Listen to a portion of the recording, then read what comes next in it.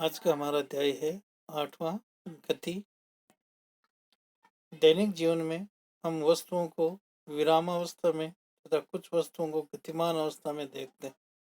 पक्षी उड़ते हैं, मछलियां तैरती हैं, रक्त का प्रवाह शिराओं और धमनियों में होता है तथा मोटर गाड़ियां चलती हैं। परमाणु, अणु, ग्रह, तारे और आकाश गंगाएं सभी गतिमान हैं। हम प्राय यह समझते हैं कि कोई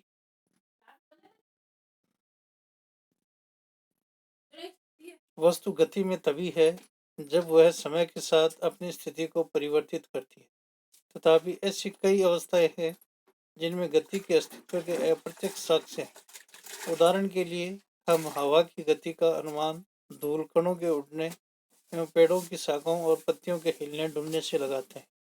सूर्योदय, सूर्यास्त और मौसम परिवर्तन की परिघटनाओं के क्या कारण है? क्या यह पृथ्वी की गति के कारण है?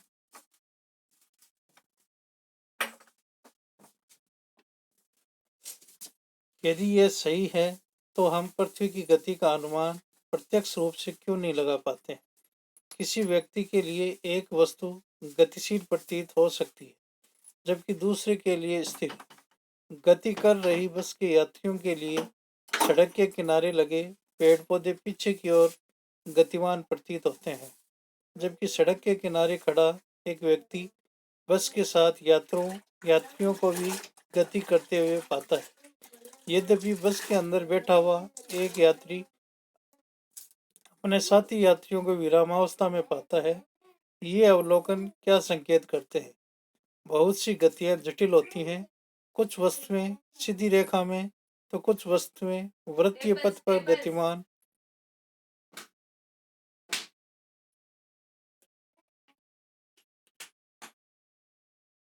हो सकती है। कुछ घूर्णन कर सकती हैं एवं कुछ कंपन कर सकती हैं। ऐसी भी स्थिति हो सकती है जिसमें ये क्रियाएं साथ साथ हों। इस अध्याय में हम सबसे पहले धीमी रेखा में गतिमान वस्तुओं का वर्णन करेंगे। हम इस तरह की गति को साधारण समीकरणों और ग्राफों के माध्यम से व्यक्त करना भी सीखेंगे। बाद में हम वृत्तीय गति के बारे में चर्चा करेंगे। क्रियाकलाप 8.1 आपकी कक्षा की दीवार विरामावस्था में है या गति में? चर्चा करें। क्रियाकलाप 8.2 क्या आपने कभी अनुमान किया है कि रेलगाड़ी जिसमें आप बैठे हैं गति करती हुई प्रतीत होती है जबकि वास्तव में यह विरामावस्था में है? इस बिंदु पर चर्चा करें और विचारों का आदान प्रदान करें। सोचें एवं करें। हम कभी कभी अपने आसपास की वस्तुओं की गति के कारण खतरे में गिर जाते हैं, विशेषतः यदि वह गति अनिश्चित व अनियंत्रित हो, जैसे बाढ़ वाली नदी, तूफान या सुनामी में देखा गया है। दूसरों और नियंत्रित गति मानव की सेवा में सहायक हो सकती है, जैसे पानी के द्वारा विद्युत उत्पादन। क्या आप महसूस करते हैं कि कुछ वस्तुओं की अनियमित गति का अध्ययन करना तथा उन्हें नियंत्रित करने के विषय में जानना आवश्यक है?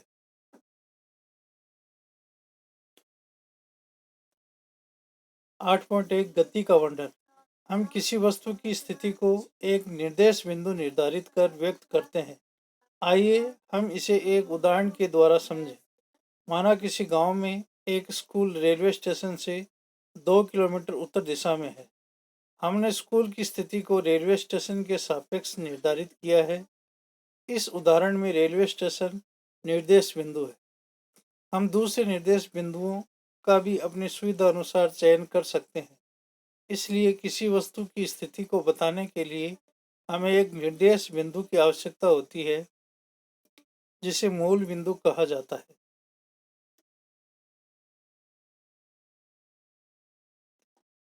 8.1 सरल रेखीय गति। गति का सबसे साधारण प्रकार सरल रेखीय गति है। हमें सबसे पहले एक उदाहरण के द्वारा इसे व्यक्त करना सीखना होगा। माना कोई वस्तु सरल रेखीय पथ पर गतिमान है। वस्तु अपनी गति बिंदु O से प्रारंभ करती है जिसे निर्देश बिंदु माना जा सकता है। चित्र 8.1 माना कि भिन्न भिन्न क्षणों में ए, बी और सी वस्तु की स्थितियों को प्रदर्शित करते हैं। पहले यह सी और बी से गुजरती है तथा ए पर पहुंचती है।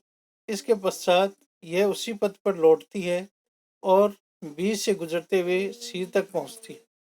वस्तु के द्वारा तय की गई कुल दूरी ओ ए प्लस ए सी है, अर्थात 60 किलोमीटर प्लस 35 किलोमीटर 95 किलोमीटर। यह वस्तु के द्वारा तय की गई दूरी है। किसी वस्तु की दूरी को निर्धारित करने के लिए हमें केवल अंक के मान की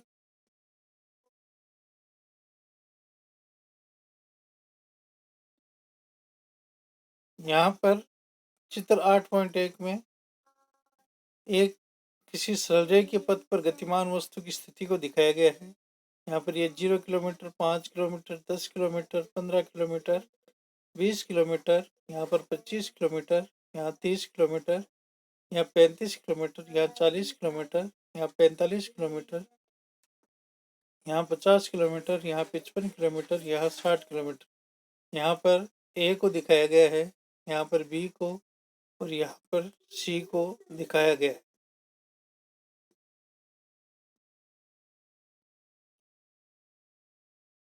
आवश्यकता होती है न कि गति की दिशा की। कुछ ऐसी राशियां होती हैं जिन्हें केवल उनके अंक के मान द्वारा व्यक्त किया जा सकता है। किसी भौतिक राशि का अंक के मान उसका परिमाण है।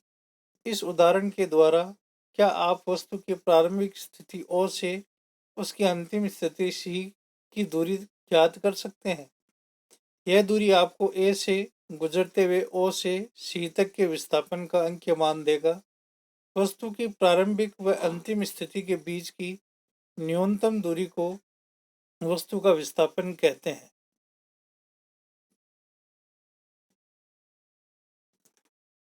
क्या विस्थापन का परिणाम वस्तु के द्वारा तय की गई दूरी के बराबर हो सकता है? चित्र 8.1 में दिए गए उदाहरण को लें। ओ से ए तक वस्तु की गति के द्वारा तय की गई दूरी 60 किलोमीटर है तथा विस्थापन का परिणाम भी 60 किलोमीटर है। ओ से ए तथा पुनः बी तक गति के दौरान तय की गई दूरी 60 किलोमीटर प्लस 25 किलोमीटर बराबर 85 किलोमीटर, जबकि विस्थापन का परिमाण 35 किलोमीटर होगा। इसलिए विस्थापन का परिमाण 35 किलोमीटर तय की गई दूरी 85 किलोमीटर के बराबर नहीं होगा। पुनः हम देखेंगे कि गति के दौरान विस्थापन का परिमाण शून्य हो सकता है, परंतु तय की गई दूरी शून्य नहीं होगी। यदि हम मान लेते हैं कि वस्तु गति करते हुए पुनः ओ तक जाती है तो प्रारंभिक स्थिति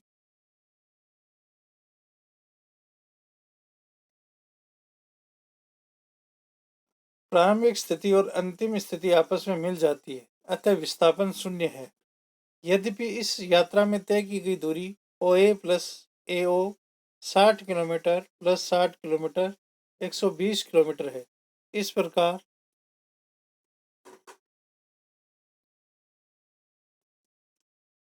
दो विभिन्न भौतिक राशियों दूरी एवं विस्थापन का प्रयोग वस्तु की पूरी गति प्रक्रिया को व्यक्त करने में तथा दिए गए समय में वस्तु की प्रारंभिक स्थिति के सापेक्ष अंतिम स्थिति ज्ञात करने में किया जाता है। क्रियाकलाप 8.3 एक मीटर स्केल और एक लंबी रस्सी लीजिए। बास्केटबॉल कोर्ट के एक कोने से दूसरे कोने तक उसके किनारे से होते हुए जाए। अपने द्वारा तय की गई दूरी और विस्थापन के परिणाम को मापें। दोनों भौतिक राशियों के मापन में आप क्या अंतर पाते हैं?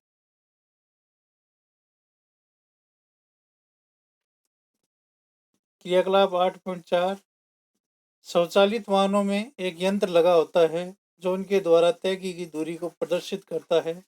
इस यंत्र को ओडोमीटर कहते हैं। एक कार को भुवनेश्वर से नई दिल्ली ले जाया जाता है। ओडोमीटर के अंतिम पाठ्यांक और आरंभिक पाठ्यांकों के बीच का अंतर 1850 किलोमीटर है। भारत के सड़क मानचित्र की सहायता से भुवनेश्वर तथा नई दिल्ली के बीच के विस्थापन के परिमाण को ज्ञात करें। प्रश्न पहला, एक वस्तु के द्वारा कुछ दूरी तय की गई, क्या इसका विस्थापन शून्य हो सकता है? अगर हाँ, तो इसके उत्तर को उदाहरण के द्वारा समझाइए।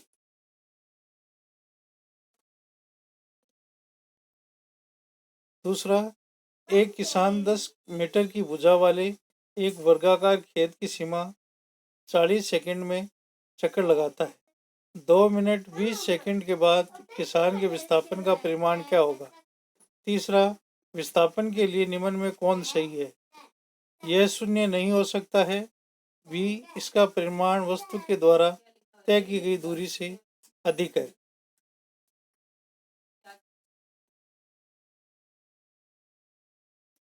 8.1 तो एक समान गति और असमान गति। माना कि एक वस्तु एक सीधी रेखा पर चल रही है।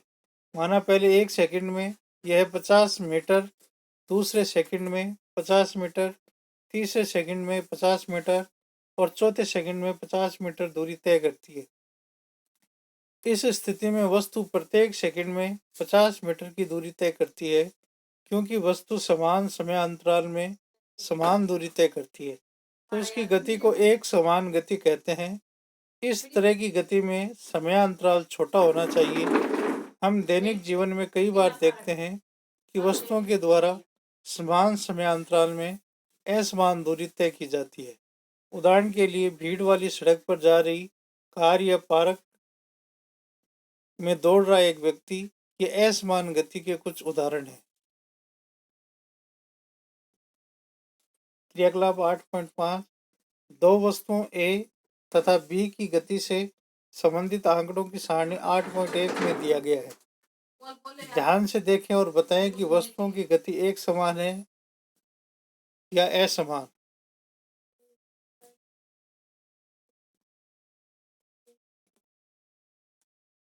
समय, वस्तु ए के द्वारा तय की गई दूरी मीटर में, वस्तु बी के द्वारा तय की गई दूरी मीटर में।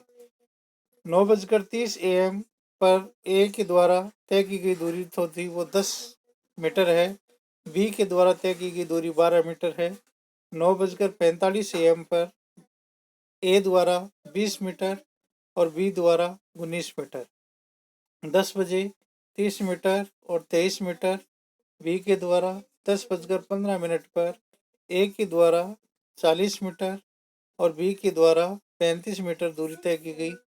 10:30 पर ए के द्वारा 50 मीटर की दूरी तय की गई।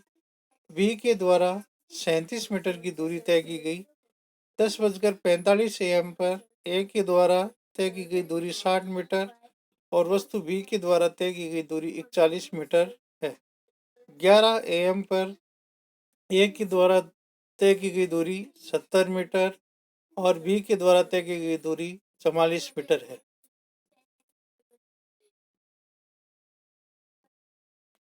यहाँ पर 8.2 गति की दर का मापन। यहाँ पर गेंद फेंकने की 4 किलोमीटर प्रति हार में दिखाई गई है। 140 किलोमीटर, 143 किलोमीटर, 135 किलोमीटर, 145 किलोमीटर और 132 किलोमीटर और 130 किलोमीटर प्रति घंटे की रफ्तार से यहाँ पर गेंद फेंकने की चाल को दिखाया गया है।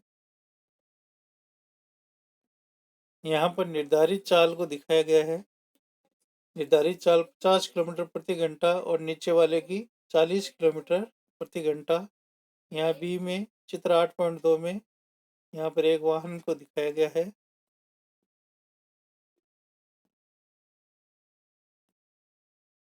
चित्र 8.2 में दी गई स्थिति को देखें। चित्र 8.2 ए में यदि गेंद की गति 143 किलोमीटर प्रति घंटा है, तो इसका क्या अर्थ है कि चित्र 8.2 बी में दिए गए साइन बोर्ड से आप क्या समझते हैं? किसी दी गई निश्चित दूरी को तय करने के लिए अलग अलग वस्तुएं अलग अलग समय लेंगी। इसमें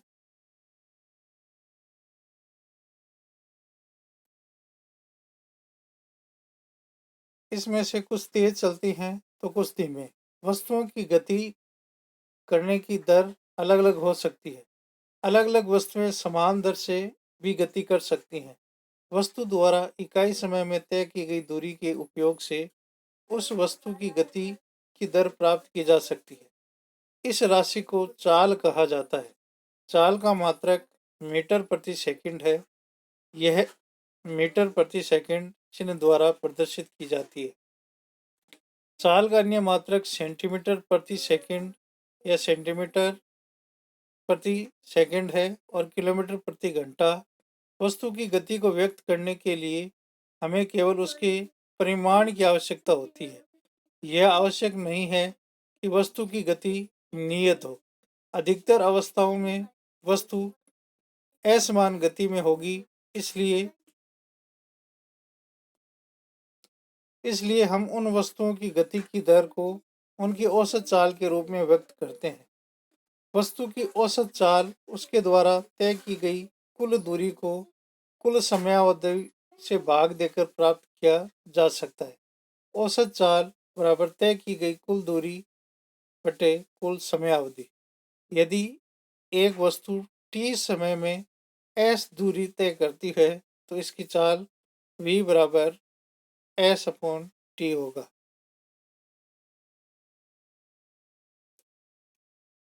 आइए इसे उदाहरण के द्वारा समझें।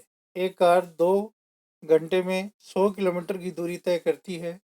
इसकी औसत चाल 50 किलोमीटर प्रति घंटा है। कार पूरे समय 50 किलोमीटर प्रति घंटा की चाल से नहीं चली होगी। कुछ समय यह इससे अधिक तो कुछ समय इससे कम चाल से चली होगी। उदाहरण 8.1 एक वस्तु 16 मीटर की दूरी 4 सेकंड में तय करती है तथा पुनः 16 मीटर की दूरी 2 सेकंड में तय करती है। वस्तु की औसत चाल क्या होगी?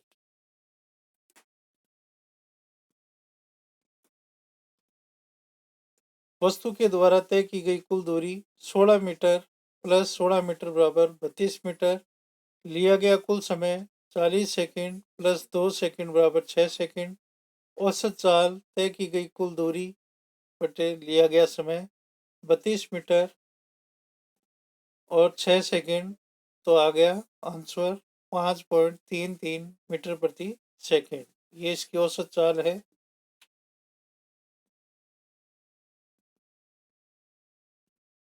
8.2 दिशा के साथ चाल। किसी वस्तु की गति की दर और भी अधिक व्यापक हो सकती है अगर हम उसकी चाल के साथ साथ दिशा को भी व्यक्त करें।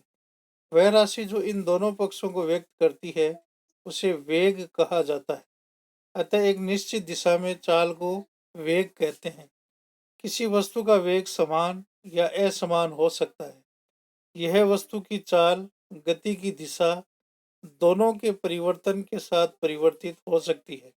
जब एक वस्तु सीधी रेखा में बदलती हुई चाल के साथ गति कर रही है तो हम इसके गति की दर के परिणाम को औसत वेग के द्वारा व्यक्त कर सकते हैं। इसकी गणना औसत चाल की गणना के समान ही होती है। यदि वस्तु का वेग समान रूप से परिवर्तित हो रहा है तब दिए गए प्रारंभिक वेग और अंतिम वेग के अंकगणितीय माध्य के द्वारा औसत वेग प्राप्त किया जा सकता है। औसत वेग प्रारंभिक वेग प्लस अंतिम वेग बटे 2। यहाँ v बराबर u प्लस v अपॉन 2। यहाँ v औसत वेग है, u प्रारंभिक वेग है, v वस्तु का अंतिम वेग है।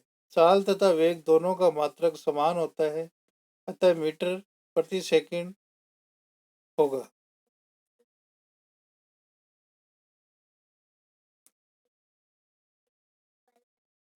क्रियाकलाप 8.6 अपने घर से बस स्टॉप या स्कूल जाने में लगे समय को मापिए। यदि आप मान लें कि आपके पैदल चलने की औसत चाल 4 किलोमीटर प्रति घंटा है तो अपने घर से बस स्टॉप या स्कूल की दूरी का आकलन कीजिए। क्रियाकलाप 8.7 जब आसमान में बादल छाए होते हैं तो बिजली के चमकने और बादलों के गरजने की क्रिया बार बार हो सकती है। पहले बिजली की चमक दिखाई देती है, उसके कुछ समय पश्चात बादलों के गरजने की ध्वनि आप तक पहुंचती है।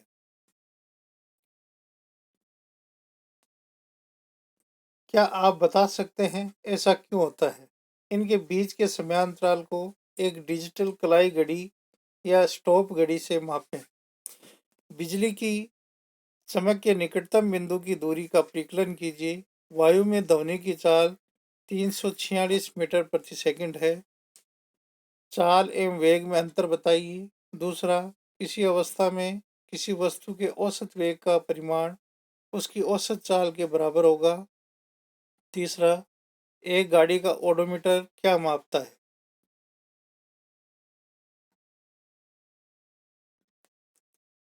चौथा, जब वस्तु एक समान गति में होती है तब उसका मार्ग कैसा दिखाई पड़ता है? पांचवा, एक प्रयोग के द्वारा अंतरिक्ष यान से एक सिग्नल को पृथ्वी पर भेज पहुंचने में 5 मिनट का समय लगता है। पृथ्वी पर स्थित स्टेशन से उस अंतरिक्ष यान की दूरी क्या है?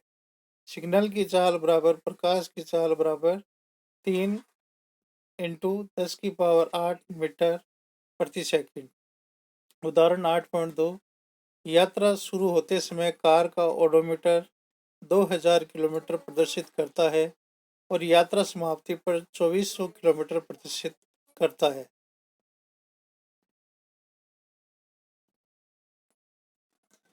इस यात्रा में 8 घंटे लगते हैं, तो कार की औसत चाल किलोमीटर प्रति घंटा और मीटर प्रति सेकंड में ज्ञात करें। यहाँ पर कार के द्वारा तय की गई दूरी 2400 किलोमीटर माइनस 2000 किलोमीटर बराबर 400 किलोमीटर। दूरी तय करने में लगा कुल समय t बराबर 8 घंटे। कार की औसत चाल v बराबर s/t 400 किलोमीटर प्रति 8 घंटे बराबर 50 किलोमीटर प्रति घंटे।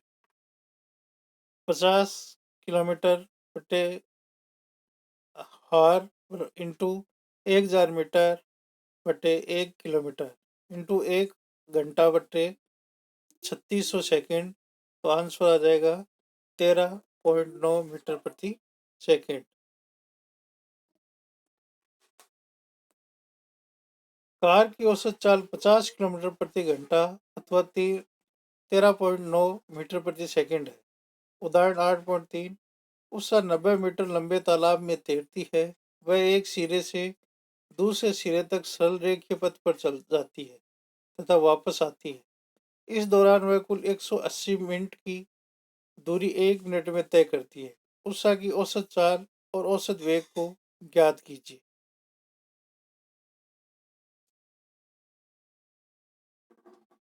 हल, उषा द्वारा 1 मिनट में तय की गई कुल दूरी 180 मीटर है। 1 मिनट में उषा का विस्थापन 0 मीटर। औसत चाल बराबर तय की गई कुल दूरी बटा लिया गया कुल समय 180 मीटर बटे 1 minute. 180 metre 1 minute into 1 minute बटे 60 सेकेंड। औसत वेग बराबर विस्थापन बटे लिया गया कुल समय।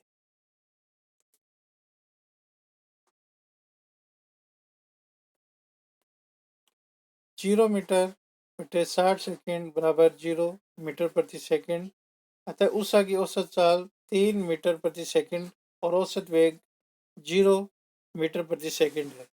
8.3, वेग में परिवर्तन की दर। किसी वस्तु के एक समान सरलरेखीय गति के दौरान समय के साथ वेग नियत रहता है। इस अवस्था में किसी भी समयांतराल में वस्तु के वेग में परिवर्तन शून्य है। यद्यपि असमान गति में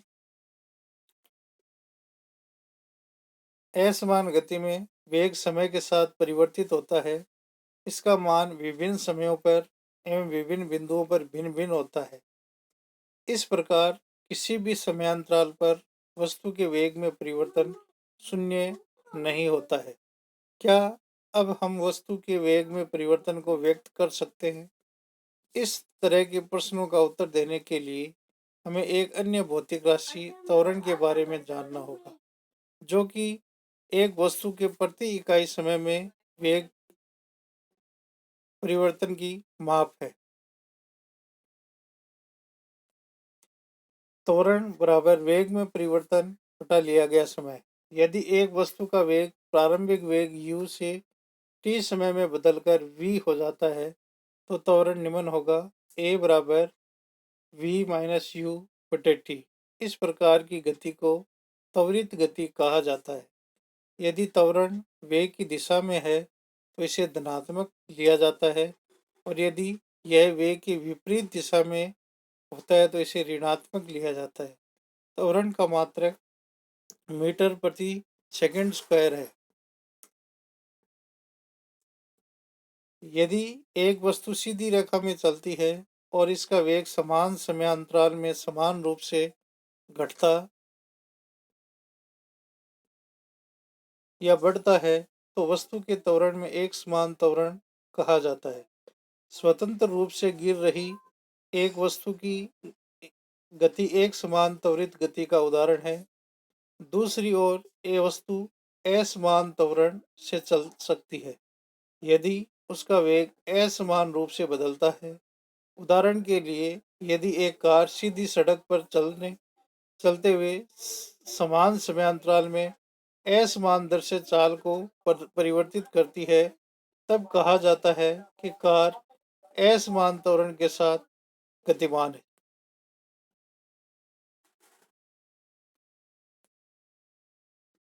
क्रियाकलाप 8.8। आप दैनिक जीवन में बहुत प्रकार की गतियों को देखते होंगे, जिनमें प्रमुख है: ए की गति की दिशा में त्वरण है, बी त्वरण गति की दिशा के विरुद्ध है, सी एक समान त्वरण है, डी असमान त्वरण है। क्या आप ऊपर दिए गए प्रत्येक प्रकार की गति के लिए एक एक उदाहरण दे सकते हैं? उदाहरण 8.4।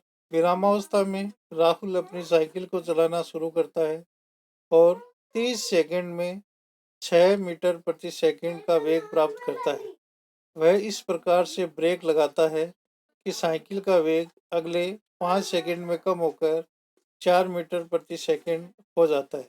दोनों स्थितियों में साइकिल के त्वरण की गणना करें। पहली स्थिति में प्रारंभिक वेग u बराबर 0, अंतिम वेग v बराबर 6 मीटर प्रति सेकंड, समय t बराबर 30 सेकंड। समीकरण 8.3 a बराबर v माइनस u बटे t।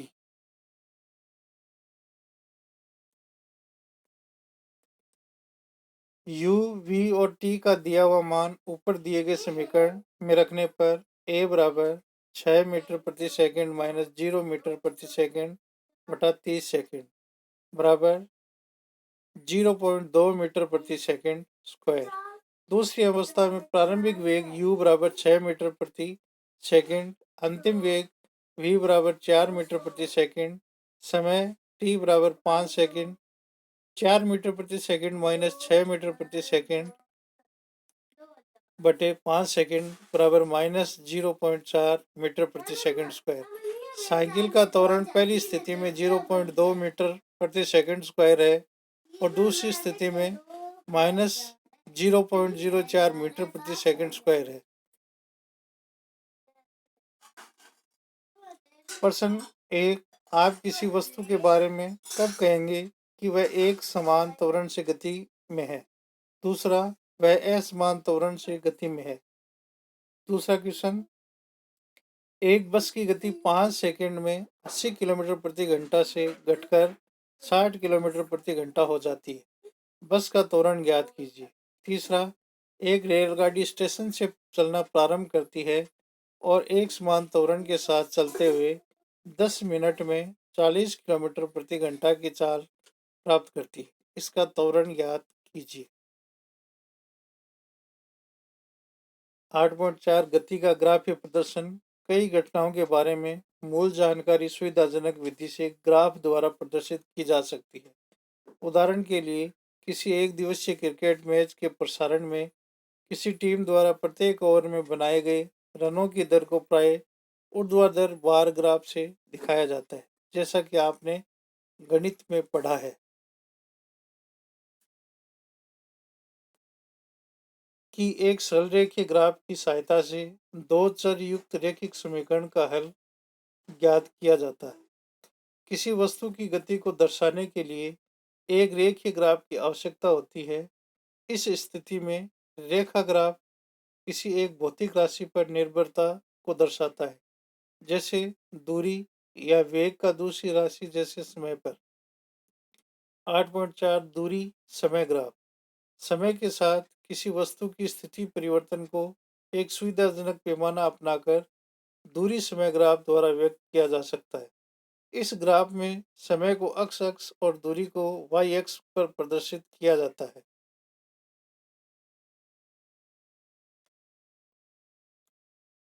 दूरी समय ग्राफ को विभिन्न अवस्थाओं में प्रदर्शित किया जा सकता है, जैसे वस्तु एक समान चाल या असमान चाल से चल रही है, विरामावस्था में है, इत्यादि।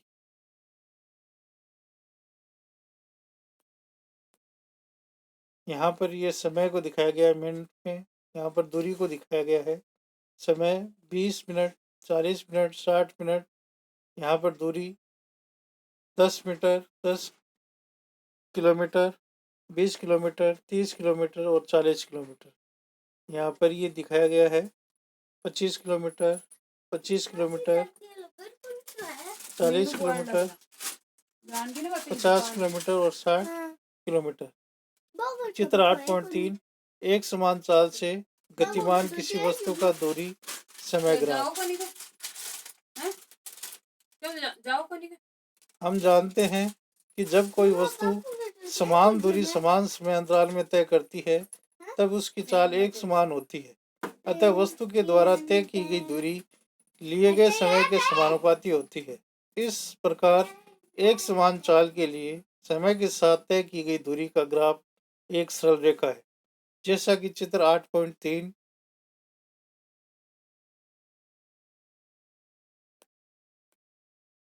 प्रदर्शित है। ग्राफ का ओ बी भाग यह दर्शाता है कि दूरी एक समान दर से बढ़ रही है। यदि आप y अक्ष पर विस्थापन का परिमाण तय की गई दूरी के बराबर लेते हैं तो आप एक समान चाल के स्थान पर एक समान वेग पद का प्रयोग भी कर सकते हैं।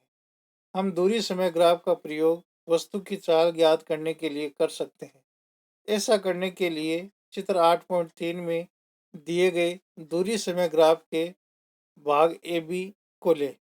बिंदु ए से x अक्ष के समानांतर एक रेखा तथा बिंदु बी से y अक्ष के समानांतर एक रेखा खींचें। ये दोनों रेखाएं बिंदु सी पर मिलकर एक त्रिभुज ABC बनाती हैं। अब ग्राफ पर AC समयांतराल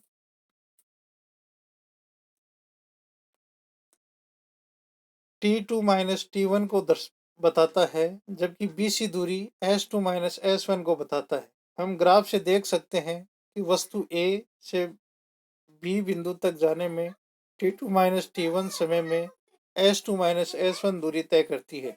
अतः वस्तु की चाल निम्न प्रकार से व्यक्त की जा सकती है। V बराबर S2 माइनस S1 बटे T2 माइनस T1। हम त्वरित गति के लिए भी दूरी समय ग्राफ अंकित कर सकते हैं। सारणी 8.2 एक कार के द्वारा 2 सेकंड के समयांतराल में तय की गई दूरियों को प्रदर्शित करती है। यहाँ पर तय की गई दूरी, यहाँ पर समय सेकंड में, दूरी मीटर में। समय है 2 सेकंड, दूरी है 1 मीटर। समय है 4 सेकंड, दूरी है 4 मीटर। समय है 6 सेकंड, दूरी है 9 मीटर। समय है 8 सेकंड, दूरी है 16 मीटर। समय है 10 सेकंड, दूरी है 25 मीटर। समय है 12 सेकंड, दूरी है 36 मीटर।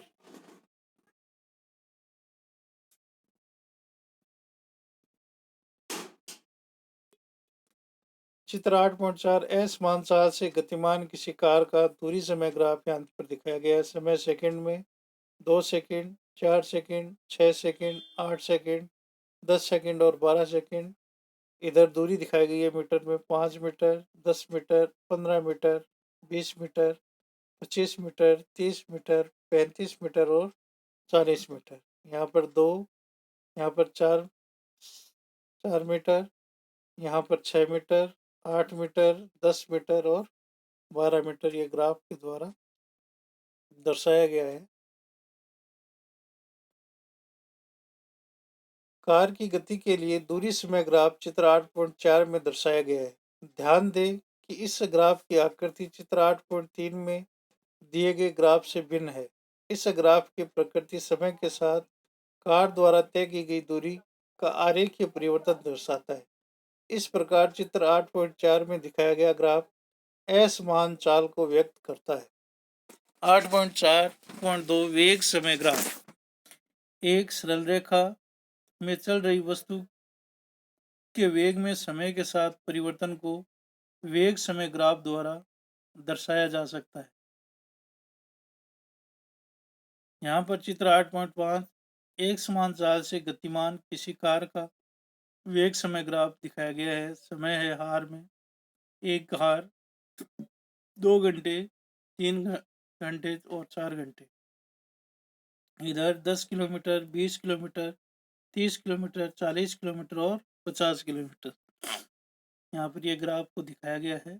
यहाँ ये T1 है, यहाँ T2 है, A, B, C और D को दिखाया गया है।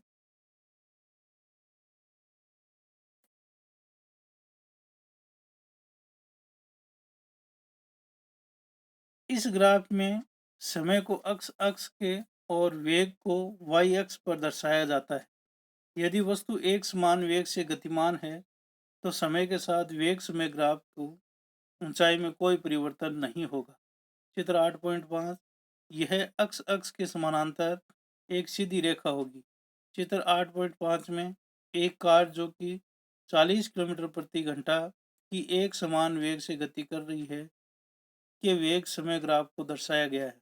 हम जानते हैं कि एक समान वेग से चल रही किसी वस्तु के वेग और समय के गुणनफल से विस्थापन प्राप्त किया जाता है।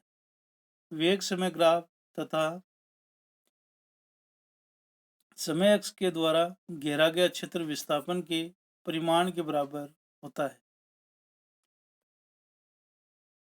चित्र 8.5 में T1 और T2 समय के बीच कार द्वारा तय की गई दूरी को ज्ञात करने के लिए समय T1 व T2 के संगत बिंदुओं से ग्राफ पर लंब खींचे। 40 किलोमीटर प्रति घंटा के वेग की ऊंचाई AC या BD और समय T2 माइनस T1 को लंबाई AB से प्रदर्शित किया गया है। इसलिए समय T2 माइनस T1 में कार द्वारा तय की गई दूरी को इस प्रकार व्यक्त किया जा सकता है। S बराबर AC इंटू CD 40 किलोमीटर प्रति घंटा गुणा T2 minus T1 H 40 T2 minus T1 kilometre. चतुर्भुज ABDC का क्षेत्रफल चित्र 8.5 में छायांकित है। वेग समय ग्राफ के द्वारा हम एक समान रूप से त्वरित गति का अध्ययन भी कर सकते हैं।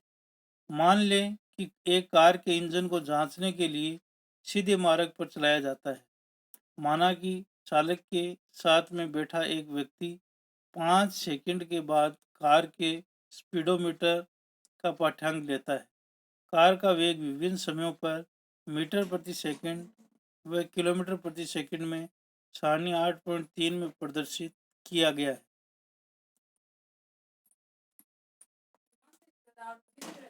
सारणी 8.3 विभिन्न समय पर कार का वेग, यहाँ पर समय सेकंड में, कार का वेग मीटर प्रति सेकंड और किलोमीटर प्रति सेकंड, 0 सेकंड में 0 मीटर प्रति सेकंड और किलोमीटर प्रति सेकंड, 5 सेकंड में 2.5 मीटर प्रति सेकंड और 9 किलोमीटर प्रति सेकंड, 10 सेकंड में 5 मीटर प्रति सेकंड और 18 किलोमीटर प्रति सेकंड, 15 सेकंड में 7.5 मीटर प्रति सेकंड और 27 किलोमीटर प्रति सेकंड, 20 सेकंड में 10 मीटर प्रति सेकंड और 36 किलोमीटर प्रति सेकंड, 25 सेकंड में 12.5 मीटर प्रति सेकंड और 45 किलोमीटर प्रति सेकंड, 30 सेकंड में 15 मीटर प्रति सेकंड और 54 किलोमीटर प्रति सेकंड।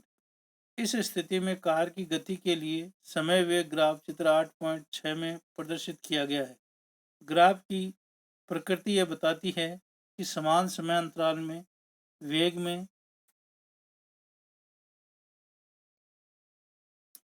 परिवर्तन समान रूप से होता है।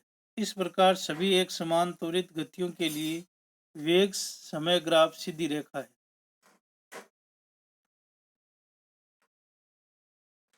चित्र 8.5 एक समान त्वरित गति से गतिमान किसी कार का वेग समय ग्राफ।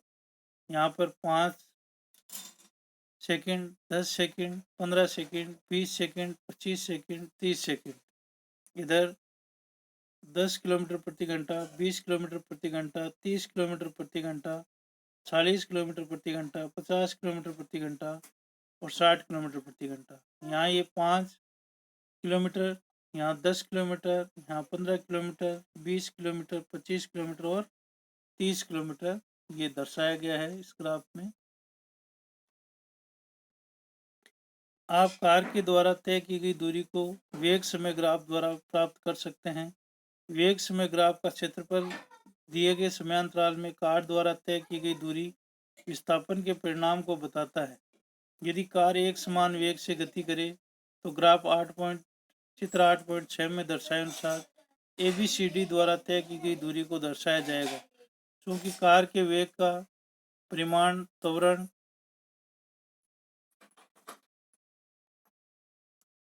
के कारण परिवर्तित हो रहा है, अतः कार के द्वारा तय की गई दूरी S वेग समय ग्राफ चित्र 8.6 में प्रदर्शित क्षेत्र ABCDE द्वारा व्यक्त की जाएगी।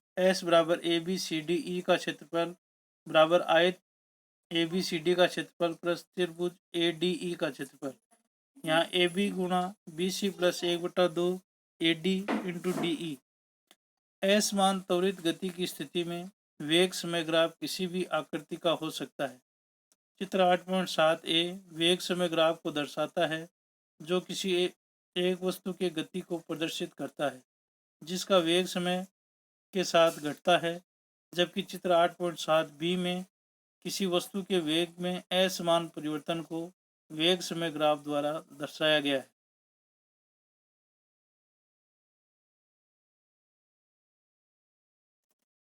चित्र 8.7 असमान त्वरित गति से गतिमान एक वस्तु के वेग समय ग्राफ। यहाँ पर 1 second, 2 second, 3 second, 4 second, 5 second और 6 सेकंड। इधर 10 मीटर, 20 मीटर और 30 मीटर। यहाँ पर ये 1 मीटर दिखाया गया है, 2 मीटर, 3 मीटर, 4 मीटर, 5 मीटर को दिखाया गया है। यहाँ पर ये सेकंड दी गई है, 4 second, 8 second, 10 second, 14 second, 16 second और 20 सेकंड। इधर 10 मीटर, 20 मीटर और 30 मीटर और ये इस तरह का ग्राफ हमें प्राप्त होता है असमान त्वरित गति का। ऊपर वाला समान त्वरित गति का है। क्रियाकलाप 8.9 एक ट्रेन के 3 विभिन्न स्टेशनों ए, बी और सी पर आगमन और प्रस्थान करने के समय एवं स्टेशन ए से स्टेशन बी व सी की दूरी सारणी 8.4 में दी गई है। सारणी 8.4 स्टेशन ए से बी तथा सी की दूरी तथा ट्रेन के आगमन व प्रस्थान करने का समय स्टेशन ए से दूरी किलोमीटर में, आगमन का समय घंटे में, प्रस्थान का समय घंटे में। ए से दूरी 0 किलोमीटर, आगमन का समय 8 बजे, प्रस्थान का समय 8:15। स्टेशन बी ए से दूरी 120 किलोमीटर, आगमन का समय 11:15 घंटे का, प्रस्थान का समय 11:30। सी 180 किलोमीटर, आगमन का समय 13 और प्रस्थान का समय 13:15। मान लें कि किन्हीं दो स्टेशनों के बीच ट्रेन की गति एक समान है, तो इस आधार पर वेग समय ग्राफ खींचें तथा इसकी व्याख्या करें। क्रियाकलाप 8.10 फिरोज और उसकी बहन सानिया अपनी साइकिलों से स्कूल जाते हैं। वे दोनों घर से एक ही समय पर प्रस्थान करते हैं एवं एक ही मार्ग से जाते हैं, फिर भी अलग अलग समय पर स्कूल पहुंचते हैं। सानिया 8.5 उन दोनों के द्वारा अलग अलग समय में तय की गई दूरी को दर्शाती है। उन दोनों की गति के लिए एक ही पैमाने पर दूरी समय ग्राफ खींचें और व्याख्या करें। सारणी 8.5 फिरोज और सानिया द्वारा अपने साइकिलों पर अलग अलग समय में तय की गई दूरी। समय है 8 बजे। फिरोज के द्वारा तय की गई दूरी है किलोमीटर में 0। सानिया के द्वारा तय की गई दूरी है 0। 8:05 पर फिरोज के द्वारा तय की गई दूरी 1 किलोमीटर। सानिया के द्वारा 0.8 किलोमीटर। 8:10 AM पर फिरोज के द्वारा तय की गई दूरी 1.9। सानिया के द्वारा 1.6। 8:15 AM पर फिरोज के द्वारा तय की गई दूरी 2.8 किलोमीटर और सानिया के द्वारा तय की गई दूरी 2.3 किलोमीटर। 8:20 AM फिरोज के द्वारा तय की गई दूरी 3.6 किलोमीटर और सानिया के द्वारा तय की गई दूरी 3 किलोमीटर। 8:25 AM पर फिरोज के द्वारा तय की गई दूरी नहीं है और सानिया के द्वारा तय की गई दूरी 3.6 है।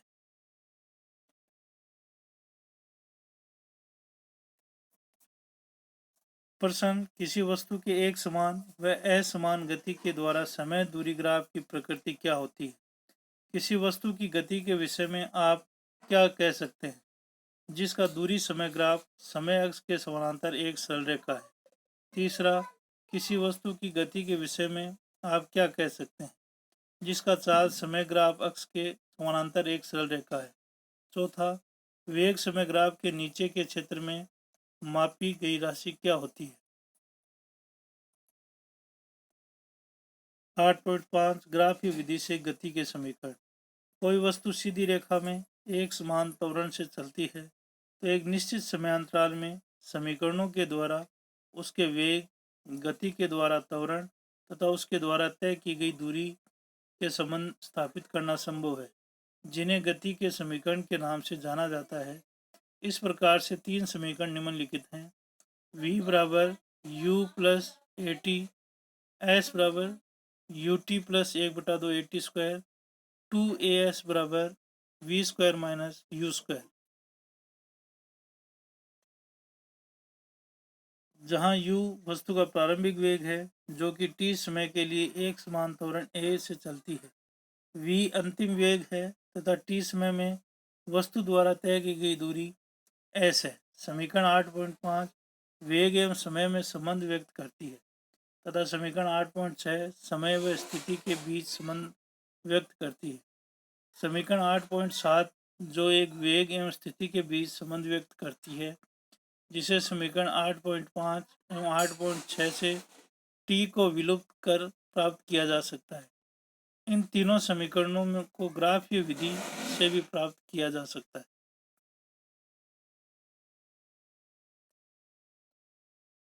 8.5.1 वेग समय संबंध के लिए समीकरण। कोई वस्तु जो कि एक समान त्वरण के साथ चलती है उसके वेग समय ग्राफ को लें, जैसा कि चित्र 8.8 में प्रदर्शित है। चित्र 8.6 के समकक्ष, किंतु अब u बराबर 0। इस ग्राफ से आप देख सकते हैं कि वस्तु का प्रारंभिक वेग u है बिंदु A पर और यह t समय से बढ़कर v बिंदु B पर हो जाता है। वेग एक समान दर a के साथ परिवर्तित होता है। चित्र 8.8 में बिंदु B से दो लंब BC एवं BE क्रमशः समय तथा वेग अक्षों के खींचे गए हैं। प्रारंभिक वेग OA के द्वारा, अंतिम वेग BC के द्वारा तथा समय अंतराल T OC के द्वारा प्रदर्शित किया गया है। BD बराबर BC माइनस CD के समय अंतराल में वेग में परिवर्तन को दर्शाता है। अब OC के समानांतर AD रेखा खींचे। ग्राफ से हम पाते हैं कि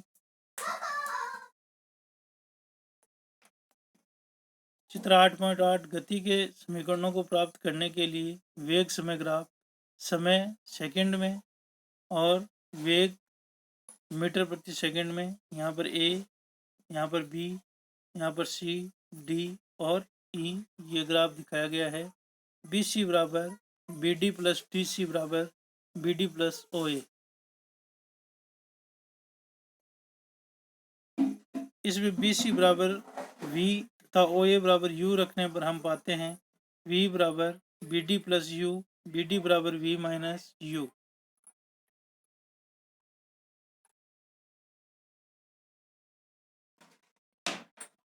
वेग समय ग्राफ से चित्र 8.8 वस्तु के त्वरण को व्यक्त किया जाता है। A बराबर वेग में परिवर्तन बटा लिया गया समय, BD बटा AD बराबर BD बटा OC। OC बराबर T रखने पर हम पाते हैं ए बराबर बी डी बटा टी, बी डी बराबर ए टी।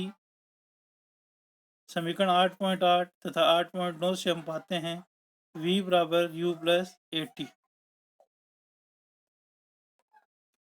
8.5.2 समय स्थिति संबंध के लिए समीकरण। मान लें कि वस्तु के एक समान त्वरण a से t समय में s दूरी तय की।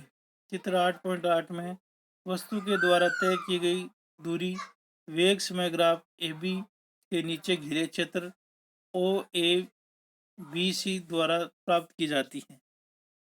इस प्रकार वस्तु द्वारा तय की गई दूरी S निम्न प्रकार व्यक्त की जाती है। S बराबर OABC का क्षेत्रफल जो एक समलंब है बराबर आयत OADC का क्षेत्रफल प्लस त्रिभुज ABD का क्षेत्रफल बराबर OA into OC plus 1/2 AD गुणा BD। OA बराबर U, OC बराबर AD बराबर T, BD बराबर AT मान रखने पर हम पाते हैं S बराबर U T 1/2 T गुणा AT, S बराबर UT प्लस 1/2 AT स्क्वायर। 8.5 वेग स्थिति संबंध के लिए समीकरण। चित्र 8.8 में प्रदर्शित वेग समय ग्राफ से वस्तु के द्वारा एक समान त्वरण a से t समय में तय की गई दूरी s को ग्राफ के नीचे समलंब चतुर्भुज OABC द्वारा घेरे गए क्षेत्रफल द्वारा प्रदर्शित किया गया है। s बराबर समलंब OABC का क्षेत्रफल बराबर OA प्लस BC गुणा OC बटा 2। OA बराबर U, BC बराबर V और OC बराबर T रखने पर हम पाते हैं S बराबर U प्लस VT बटा 2।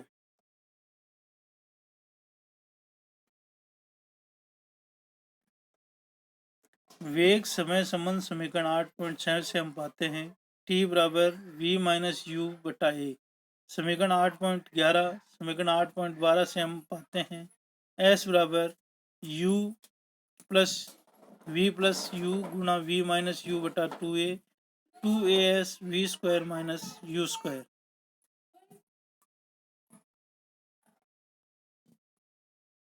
उदाहरण 8.5 एक रेलगाड़ी विरामावस्था से चलना प्रारंभ करती है और 5 मिनट में 72 किलोमीटर प्रति घंटा के वेग प्राप्त कर लेती है। मान लें कि त्वरण एक समान है। परिकलन कीजिए त्वरण इस वेग को प्राप्त करने के लिए रेलगाड़ी द्वारा तय की गई दूरी। U बराबर 0, V बराबर 72 किलोमीटर प्रति घंटा बराबर 20 मीटर प्रति सेकंड और T बराबर 5 मिनट बराबर 300 सेकंड। पहला समीकरण 8.5 से हम पाते हैं A बराबर V माइनस U बटा T।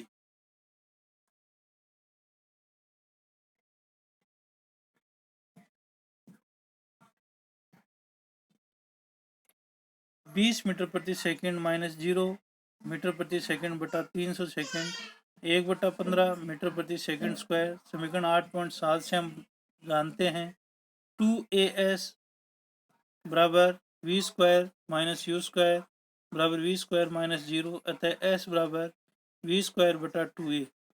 20 मीटर प्रति सेकंड स्क्वायर 2 गुना 1/15 मीटर प्रति सेकंड स्क्वायर 3000 मीटर बराबर 3 किलोमीटर।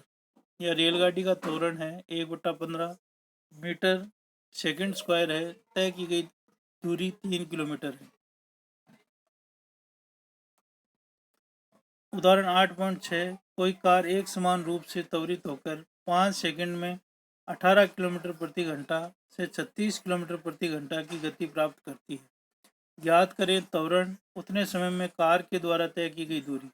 दिया गया U बराबर 18 किलोमीटर प्रति घंटा बराबर 5 मीटर प्रति सेकंड, V बराबर 36 किलोमीटर प्रति घंटा बराबर 10 मीटर प्रति सेकंड और T बराबर 5 सेकंड। समीकरण 8.5 से हम जानते हैं A बराबर V माइनस U बटा T 10 मीटर प्रति सेकंड माइनस 5 मीटर प्रति सेकंड बटा 5 सेकंड 1 मीटर प्रति सेकंड स्क्वायर। समीकरण 8.6 से हम जानते हैं S बराबर UT plus 1/2 AT square. 5 metre प्रति सेकंड 5 सेकंड प्लस 1/2 1 मीटर प्रति second square 5 second square 25 metre plus 12.5 metre बराबर 37.5 मीटर। कार का त्वरण 1 मीटर सेकंड स्क्वायर द्वारा तय की गई दूरी 37.5 मीटर है। उदाहरण 8.7 किसी कार पर ब्रेक लगाने पर वह गति की विपरीत दिशा में 6 मीटर प्रति सेकंड का त्वरण उत्पन्न करती है। यदि कार ब्रेक लगाए जाने के बाद रुकने में 2 सेकंड का समय लेती है तो उतने समय में तय की गई दूरी की गणना करें।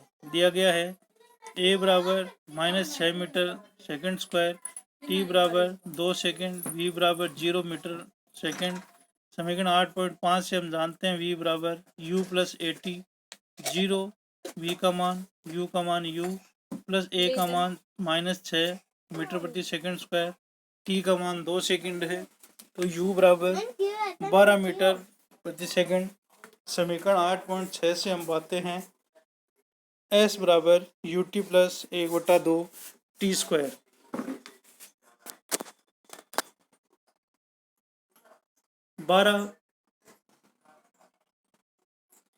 12 मीटर प्रति सेकंड 2 सेकंड प्लस 1/2 -6 मीटर प्रति second square 2 second square 24 metre minus 12 metre बराबर 12 मीटर। अतः कार रुकने के पहले 12 मीटर की दूरी तय करेगी। क्या अब आप इस महत्व को समझ सकते हैं कि चालक सड़क पर गाड़ी चलाते समय दूसरी गाड़ी से दूरी क्यों बना कर रखते हैं? प्रश्न पहला, कोई बस विरामावस्था से चलना प्रारंभ करती है तथा 2 मिनट तक 0.1 मीटर प्रति सेकंड स्क्वायर के एक समान त्वरण से चलती है। परिकलन कीजिए प्राप्त की गई चाल तथा तय की गई दूरी।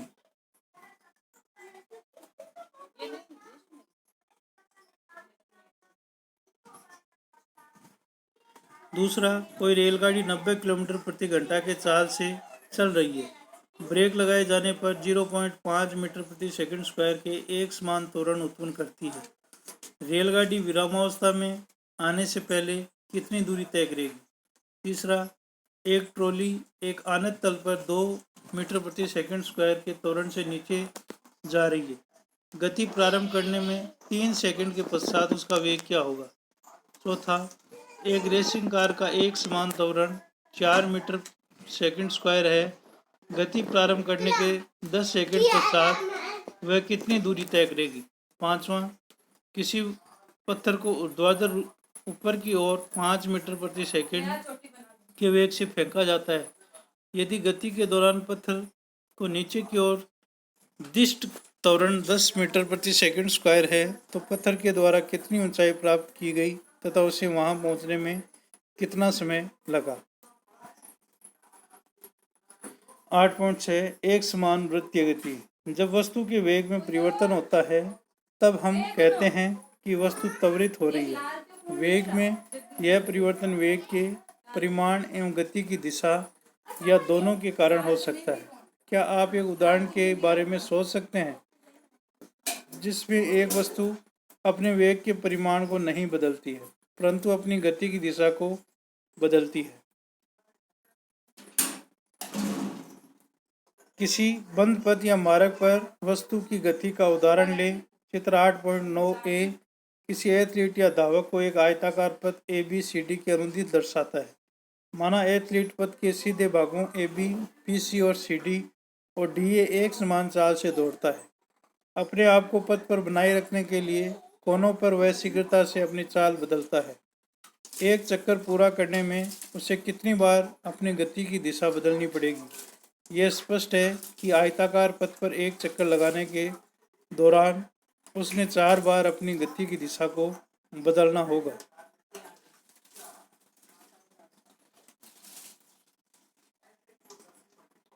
यहाँ पर चित्र 8.9 एक एथलीट या धावक की विभिन्न आकृतियों के बंद पथ पर गति आयताकार पथ, षटकोणीय पथ, अष्टकोणीय पथ और वृत्तीय पथ।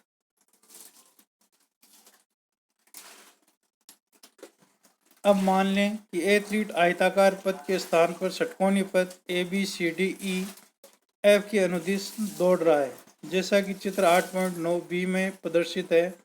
इस स्थिति में एथलीट को एक चक्कर पूरा करने में 6 बार अपनी दिशा को बदलना होगा। यदि पथ षटभुजाकार न होकर सम अष्टभुजाकार पथ A B C D E F G H हो तो चित्र 8.9 सी तो क्या होगा। यह देखा गया है कि पथ की भुजाओं की संख्या में वृद्धि के साथ ही एथलीट को अपने मुड़ने की संख्या में वृद्धि करनी पड़ती है।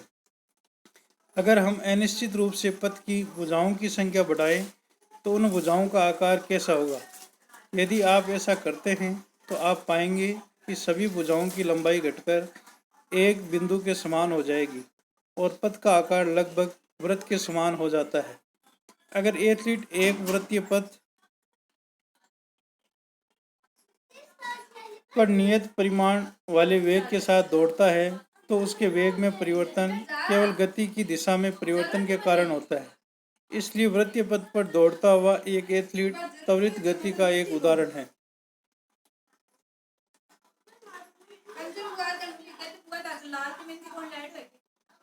हम जानते हैं कि त्रिज्या r वाले वृत्त की परिधि 2 पाई r होती है। अगर एथलीट r त्रिज्या वाले वृत्तीय पथ का एक चक्कर लगाने में t सेकंड का समय लेता है तो वेग v होगा। v बराबर 2 पाई r बटा t। जब एक वस्तु वृत्तीय रास्ते पर एक समान चाल से चलती है तब उसकी गति को एक समान वृत्तीय कहा जाता है। क्रियाकलाप 8.11 एक धागे का टुकड़ा लें, उसके एक छोर पर एक छोटे से पत्थर को बांध दें। धागे के दूसरे छोर को पकड़कर पत्थर को वृत्तीय पथ पर नियत चाल से घुमाएं, जैसा कि चित्र 8.10 में दिखाया गया है।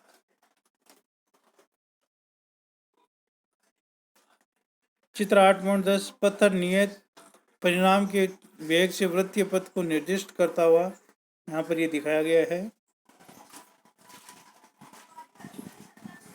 अब पत्थर सहित धागे को छोड़ दें। क्या आप बता सकते हैं कि धागा छोड़ने के बाद पत्थर किस दिशा में जाएगा। इस क्रिया को बार बार दोहराइए और वृत्तीय पथ के अलग अलग जगहों से पत्थर को छोड़ें। यह देखें कि पत्थर की गति करने की दिशा समान है या नहीं।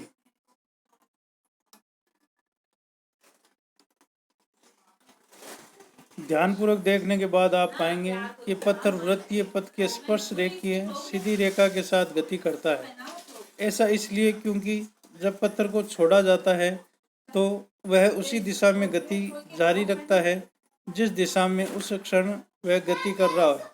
इससे पता चलता है कि जब किसी पत्थर को वृत्तीय पथ पर घुमाया जाता है तो उसकी गति की दिशा प्रत्येक बिंदु पर परिवर्तित होती है। जब कोई एथलीट खेल प्रतियोगिता में एक चक्कर या डिस्कस या गोले को फेंकता है तो वह उसे अपने हाथ में पकड़ता है तथा अपने शरीर को घुमाकर उसे वृत्तीय गति प्रदान करता है।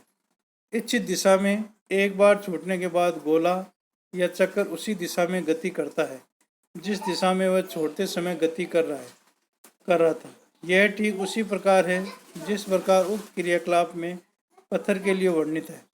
वस्तुओं की एक समान वृत्तीय गति के बहुत से चिर परिचित उदाहरण हैं, जैसे चंद्रमा एवं पृथ्वी की गति, पृथ्वी के चारों ओर वृत्तीय कक्षा में घूर्णन करता हुआ एक उपग्रह, वृत्तीय पथ पर नियत चाल से चलता हुआ साइकिल सवार इत्यादि।